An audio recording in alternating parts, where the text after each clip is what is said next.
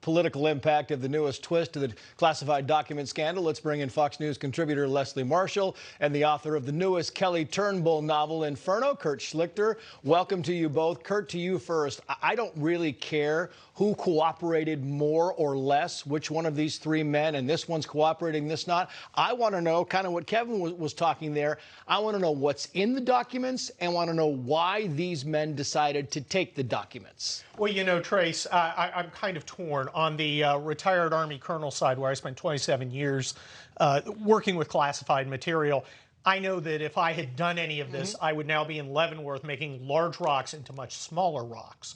But as a lawyer, I can only dream of having clients where so much of the regime media would bend over backwards to excuse wrongdoing. So I'm kind of torn. I'm not sure how to feel. Yeah, I want to play this soundbite, Leslie, from Chuck Schumer, and then get your response on the other side. Watch.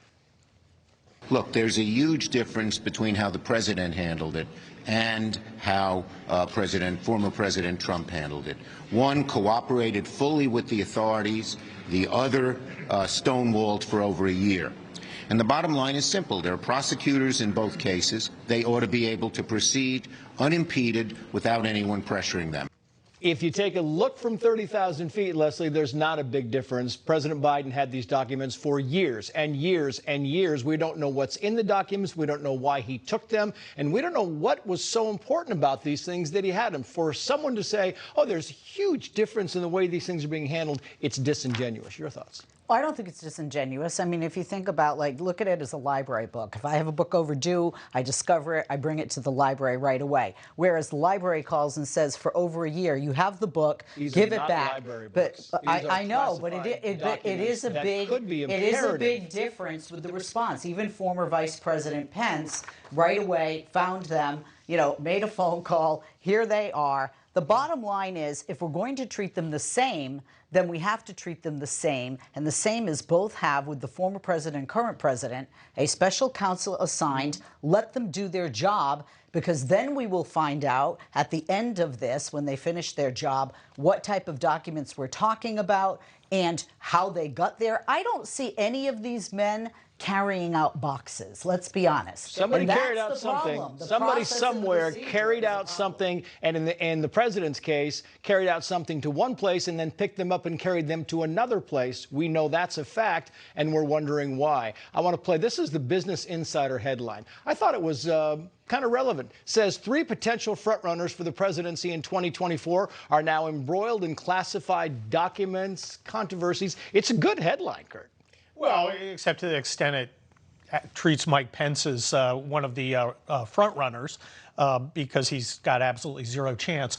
But I do understand the point. And the real point is, there's a dual-track justice system in America. If you were an E4 sergeant, okay, and you had this stuff at your house, again, you'd be right there next to me at Leavenworth making big rocks into little ones.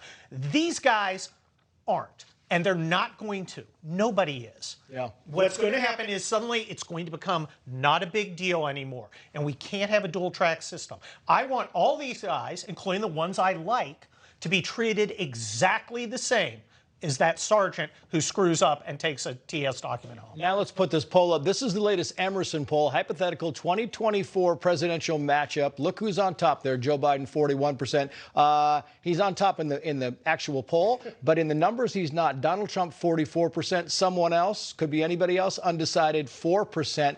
It's kind of a telling poll, Leslie. Your thoughts? Well, first of all, 41, 44, 3% margin of error. Second of all, you have 10%.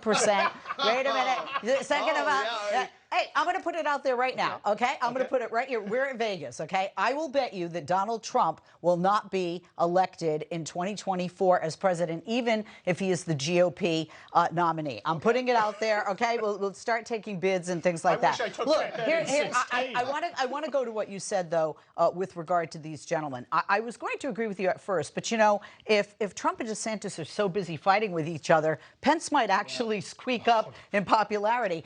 But at the end of the day, it doesn't matter to voters. This is not a kitchen table issue. Of course, everyone feels that all three of them were wrong, but that's not what they're going to vote on. When we find out what's in those documents, every kitchen table in the country is going to be very interested to find out exactly what. Leslie, Kurt, thank you both. Good luck on the book. Sir, Thank you. Appreciate it. Thank you for coming.